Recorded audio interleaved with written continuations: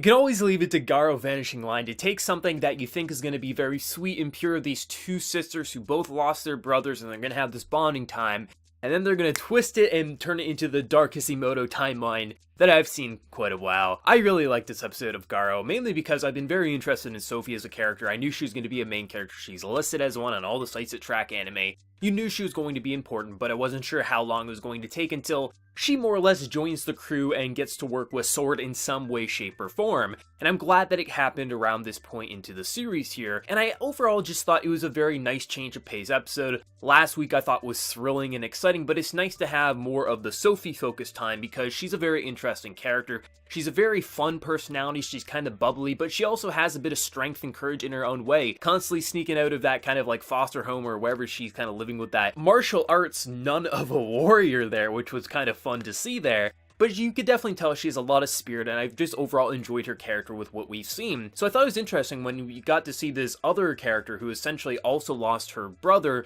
but also the priest who recently died, and I thought, of course, she's obviously going to have some sort of influence with a horror, but I wasn't expecting her to already be a horror. I thought she was going to get turned into one, and possibly Sword might save her. And even the stuff with Sword in the episode, like, you know, he comes over and says, you know, I'm just trying to hit up this girl because she's single and everything like that. I was just like, man, Sword's such a playboy. But I like what Garo does, is it makes you think the obvious, like, this is what's gonna happen, but then they'll shift it. Like, you think Sword, you know, Sword's a playboy, he likes attractive females, of course, he's trying to just hit on a girl. But in the back of my mind, I wasn't thinking, oh, maybe he's also just trying to infiltrate and maybe get some information on a whore. I wasn't expecting him to already know everything that was happening there. And that's why I like Garo. It can throw you those curveballs. Even though it's a very formulaic series, it can still have those unexpected outcomes. Like when Sophie and her were kind of having that dinner and then everything hits the fan and you get to see how messed up her life was, and it's very obvious why she became a whore. That priest, holy hell, like, he is the most abusive and just torturous person that we've seen, I think, in the series so far.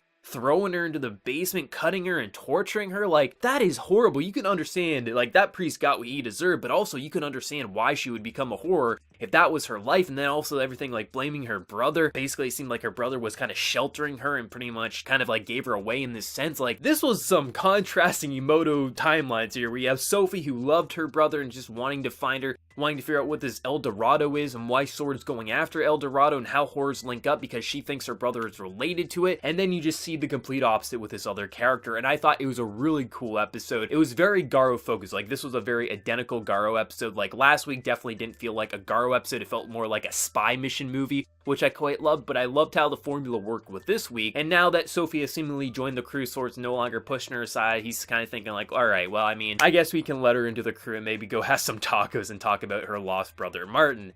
And I thought that was fun. I really like the presentation though. Like, there's a lot of really cool color uses. Like, there's a lot of blues and greens in the show that I quite like. It makes the anime just pop out from a lot of other series because a lot of times with modern anime, it feels like there's kind of the same color palette that gets used on a lot of shows. So I really like how it can go very dark and bright all at the same time within these episodes, and it just makes it feel like it's a very colorful and very beautiful series to look at, even when the animation isn't that remarkable. I mean, there's a lot of shots in this episode where it's pretty much just them standing still and talking, but I just love how pretty it looks with the colors and things like that. Within these 4 episodes, we've seen a lot of different kind of variety in the character models with these horrors. Like, the horrors have had a lot of detail, and I'm very excited to see, like, when we get to some of the bigger horrors, the ones that aren't just the one episode, the one-off kind of monsters of the week, when we get to maybe see El Dorado, who El Dorado is, and some of the bigger baddies of this season, I'm very interested to see how their character designs are going to look, because if they're giving this much detail to one-off characters that sometimes only have 5 minutes on screen, I can't wait to see what some of the big baddies of the season are going to bring to the table with their designs. But Sophie's a fun character. She's in something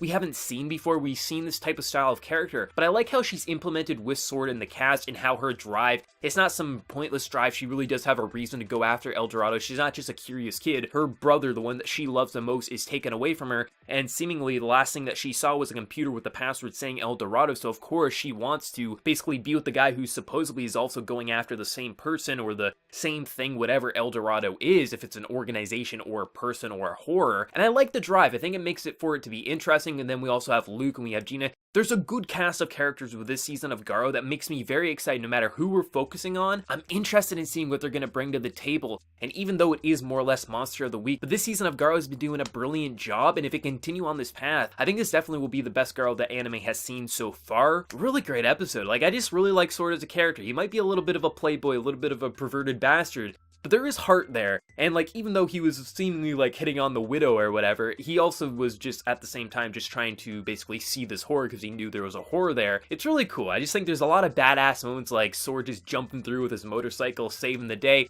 There's a lot to like, but even with like Sophie being saved by Sora, she still takes action to her own accord there, like tipping off the bell from the tower there. She has her own strength, and I'm very interested to see how she'll play a factor later on with that courage that she has been showing. Another great episode. I'm really enjoying this season of Garo. Let me know your thoughts. What do you think of episode 4? And how are you feeling that, Sophie seemingly has joined the team fully now? Let me know your thoughts. And before we leave, smack that like button, share your support. If you're new to the channel, be sure to subscribe. So until next time, everyone, please take care and have a good one.